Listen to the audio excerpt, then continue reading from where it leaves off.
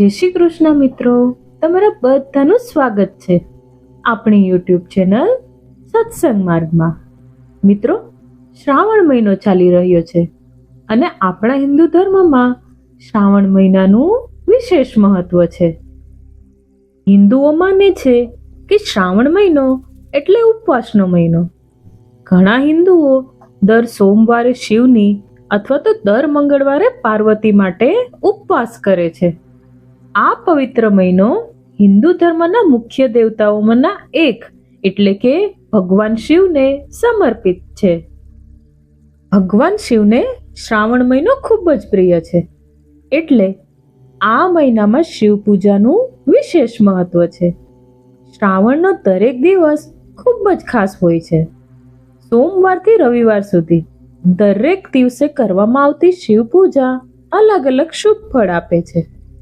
આ મહિને દર બીજા કે ત્રીજા દિવસે કોઈને કોઈ શુભ તિથિ અને તહેવાર હોય છે, એટલે ગ્રંથોમાં શ્રાવણ મહિનાને પર્વ માનવામાં આવે છે.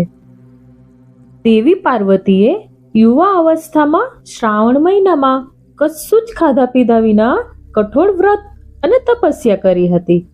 ત્યાર પછી શિવજીએ પ્રસન્ન થઈને તેમની સાથે લગ્ન કર્યા હતા. તેનું એક કારણ એ પણ છે કે ભગવાન શિવ શ્રાવણ મહિનામાં પૃથ્વી ઉપર પોતાના સાસરે ગયા હતા અને ત્યાં તેમનું સ્વાગત અર્ધ્ય અને અભિષેક દ્વારા કરવામાં આવ્યું હતું. એટલા માટે એવી માન્યતા છે કે દર વર્ષે શ્રાવણ મહિનામાં ભગવાન શિવ પોતાના સાસરે જાય છે. અને બીજી એક માન્યતા એ પણ છે કે શ્રાવણ મહિનામાં જ સમુદ્ર મંથન કરવામાં આવ્યું હતું. સમુદ્ર મંથન સમયે જે હલાહલ વિષ બહાર આવ્યું હતું તે ભગવાન શંકરે પોતાના ગળામાં રોકી લીધું હતું અને સૃષ્ટિની રક્ષા કરી હતી. પરંતુ વિષ પીધા પછી ભગવાનનો કંઠ વાદળી પડી ગયો હતો, એટલે તેમનું નામ નીલકંઠ મહાદેવ પડ્યું. ઝેરની અસર ઓછી કરવા માટે બધા દેવી દેવતાઓએ તેમને જળ ચડાવવાનું શરૂ કર્યું. એટલે જ શિવલિંગ ઉપર જળ ચડાવવાનું ખાસ મહત્વ છે. ઘણા વિદ્વાનોએ માર્કંડેય ઋષિની તપસ્યાને પણ શ્રાવણ મહિના સાથે જોડી છે. માન્યતા એવી છે કે માર્કંડ ઋષિની ઉંમર ઓછી હતી, પરંતુ તેમના પિતાએ તેમનું અકાળે મૃત્યુ દૂર કરી લાંબી ઉંમર મેળવવા માટે શિવજીની વિશેષ પૂજા કરવાનું કહ્યું. ત્યારે માર્કંડેય ઋષિએ શ્રાવણ મહિનામાં જ કઠોર તપસ્યા કરી અને શિવજીને પ્રસન્ન કર્યા, જેથી મૃત્યુ એટલે કે કાળના દેવતા યમરાજ પણ નતમસ્તક થઈ ગયા હતા. એટલે જ શિવજીને મહાકાળ પણ કહેવામાં આવે છે. આથી જ કહેવાય છે કે ભગવાન શિવ અને માતા પાર્વતીની આરાધનાનો અનોખો અવસર એટલે શ્રાવણ મહિનો. શિવજીના આશીષ પ્રાપ્ત કરવા માટે આ મહિનામાં કેટલાક ખાસ ઉપાયો કરવામાં આવે તો મહાદેવની કૃપા હંમેશા ભક્તો પર રહે છે. તો ચાલો જાણીએ એ ખાસ ઉપાયો વિશે. મિત્રો, શ્રાવણ મહિનામાં દીપક પ્રગટાવવાનું ખાસ મહત્વ છે. વાસ્તુશાસ્ત્ર અને જ્યોતિષશાસ્ત્ર બંને શ્રાવણ મહિનામાં દીવા પ્રગટાવવાને અત્યંત ફળદાયી માને છે. એવું કહેવામાં આવે છે કે ઘરમાં દરરોજ દીવો પ્રગટાવવાથી વાસ્તુ દોષ દૂર થાય છે અને ધન, સમૃદ્ધિ અને શાંતિ મળે છે. દેવી દેવતાઓના આશીર્વાદ મેળવવાનો પણ આ એક સરળ રસ્તો છે. દીવો પ્રગટાવવાથી ભગવાન શિવ અને દેવી પાર્વતી તેમજ પૂર્વજોના પણ આશીર્વાદ મળે છે. આ ઉપરાંત મિત્રો, પંચમુખી દીવાનું પણ વિશેષ મહત્વ છે. જ્યોતિષ શાસ્ત્ર માને છે કે શ્રાવણ મહિનામાં દરરોજ સાંજે ભગવાન શિવની સામે પંચમુખી દીવો પ્રગટાવવામાં આવે તો તે ખૂબ જ શુભ છે. જો આ દરરોજ શક્ય ન હોય તો ઓછામાં ઓછું 4 સોમવારે સાંજે જરૂરથી કરો.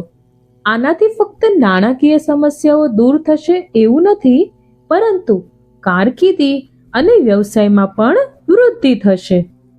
આ ઉપરાંત ઈશાન ખૂણામાં દીવા પ્રગટાવવાનું પણ વિશેષ મહત્વ છે.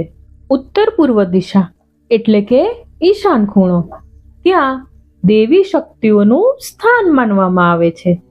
શ્રાવણ મહિનામાં દરરોજ આ દિશામાં દીવો પ્રગટાવવામાં આવે તો ભગવાન શિવ સહિત તમામ દેવી દેવતાઓના આશીર્વાદ મળે છે. આ ઉપરાંત પિતૃદોષમાંથી પણ મુક્તિ મળે છે. મિત્રો, આ ઉપરાંત મુખ્ય પ્રવેશ દ્વાર પર 4 મુખી દીવો પ્રગટાવવાનું પણ વિશેષ ફળ મળે છે. શ્રાવણ મહિનામાં સવારે અને સાંજે ઘરના મુખ્ય પ્રવેશ દ્વાર પર 4 મુખી માટીનો દીવો પ્રગટાવવો ખૂબ જ લાભદાયી છે. આનાથી નકારાત્મક ઉર્જા દૂર થાય છે અને ઘરનું વાતાવરણ સકારાત્મક રહે છે.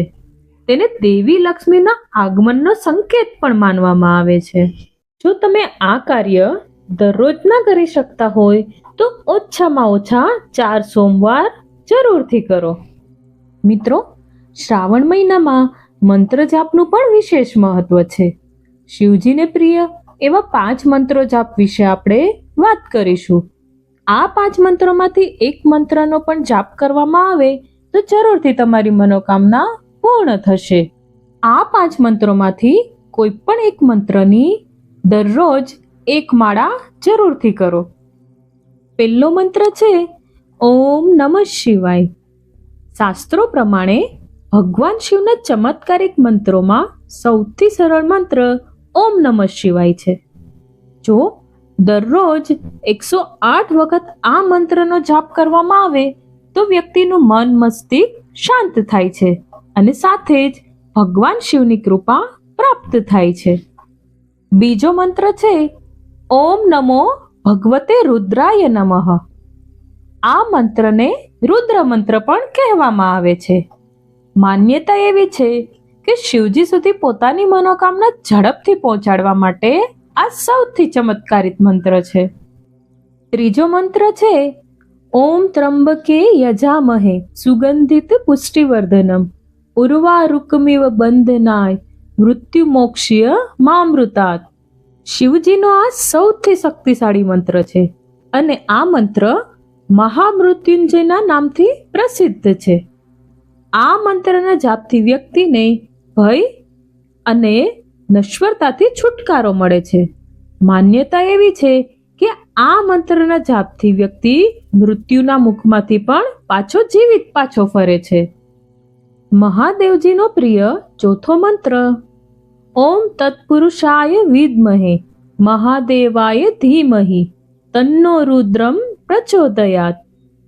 જીવનમાં સુખ અને શાંતિ પ્રાપ્ત કરવા માટે શાસ્ત્રોમાં અનેક મંત્રો વિશે જણાવ્યું છે, પરંતુ શિવ ગાયત્રીનો આ મંત્ર ખૂબ જ ચમત્કારી છે. તેના જાપથી વ્યક્તિના જીવનમાં હંમેશા સુખ શાંતિ રહે છે. ભગવાન શિવને પ્રિય એવો 5મો મંત્ર છે ઓમ શામ સદાશિવ નમઃ.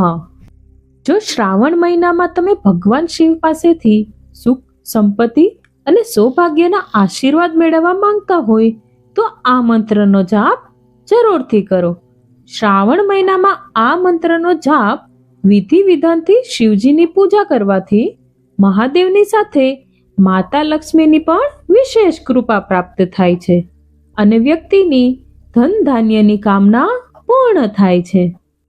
આશુતોષ શશાંક શેખર ચંદ્રમૌલી દિગંબરા કોટિ કોટિ પ્રણામ શંભુ કોટિ નમન દિગંબરા.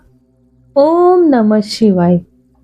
મિત્રો, હું આશા કરું છું કે મારી આપેલી માહિતી તમને પસંદ આવી હશે.